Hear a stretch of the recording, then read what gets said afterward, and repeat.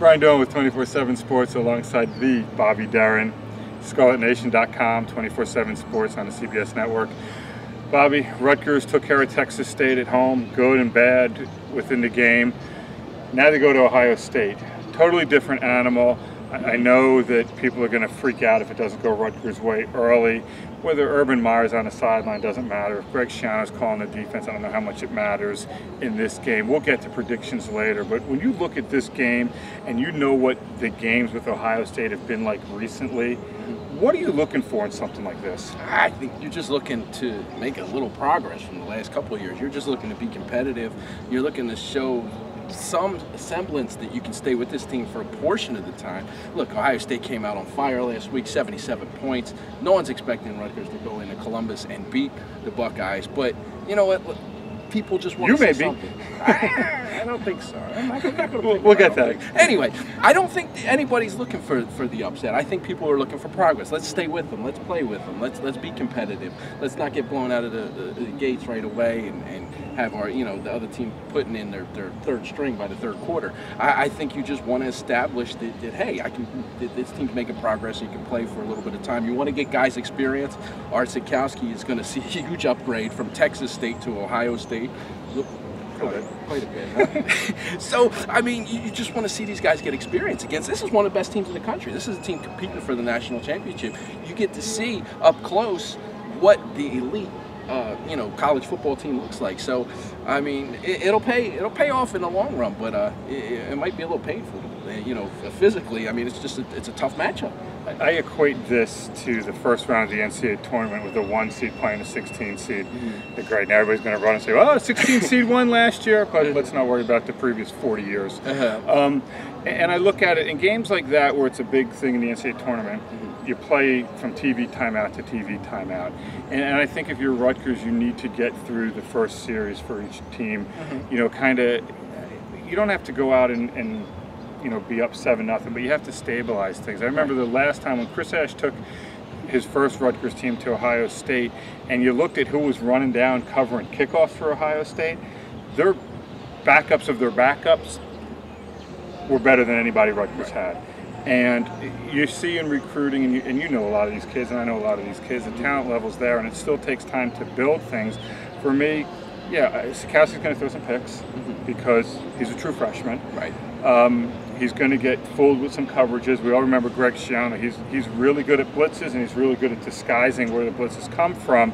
Throwing a true freshman quarterback without guys on the edge who can really make plays. I mean, one of the things I noticed with Texas State was the only time they really threw the ball down the field was to the tight end. They threw it one time down the left sideline, and that was by design for two reasons. Maybe you don't want to show it, but more importantly, I don't think you have it in your arsenal to be able to get down the field.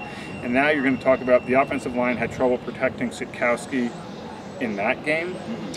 I think Texas State may not be as good as Ohio State up front. I think Ohio State has a little bit of an advantage there. And so I look at it from that standpoint. But then offensively, you're going against Dwayne Haskins, who, for whatever reason, people thought he was coming to Rutgers years ago. I never bought into that hype. But offensively, you mentioned, they put up 77 points. And now Rutgers goes into this, they may be a little bit banged up on the back end. What does Rutgers have to do defensively in this game just not to get crushed? That's a great question because there's so many weapons. I mean, they can hit you from every end. I think you just got to eliminate the big plays. Those 30, 40-yard plays, the downfield plays. If you can keep them, just moving the ball, but not gashing you with plays. Stop them at the second level. Don't let them get around the edge. Make your contain. Play fundamental football. Just, kind of bend but don't break. I mean, it might bend a little more than they would like, but, you can't give up those 70-yard plays because they can get ugly real quick.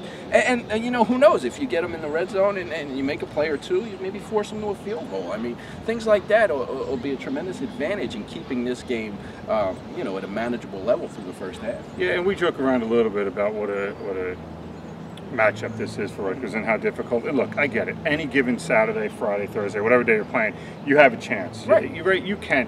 And it happens. There's upsets like this that happen. It's just really against the odds because, when you do it, you want a dynamic quarterback and you need a playmaker. Well, I think Sikowski can be a dynamic quarterback, but he's not one right now. And you still, maybe Bo Melton can be a playmaker down the field, and Raheem Blackshear may be a playmaker, but right now they haven't done it against the elite teams. Right. It's one thing to do it against Illinois, Purdue, Texas State.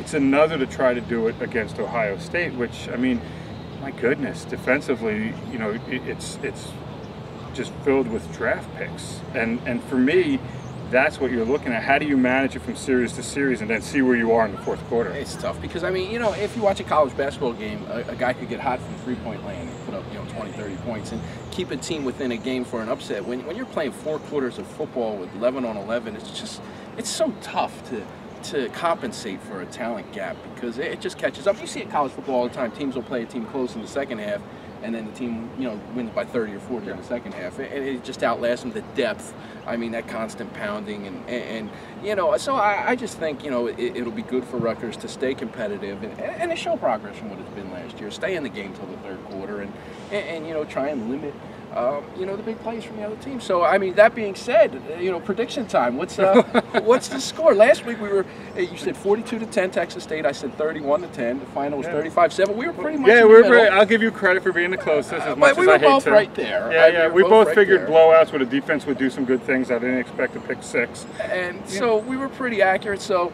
this week, probably a little different. Brian, give me your prediction. Score will be about the same. Maybe a little different. Look, for me, I really can't see Rutgers keeping it close. I think maybe at the half, if you can keep it within 10, you're happy. Right. I think, Chris Ash has learned a lot more about his team, and John McNulty running the offense will be better.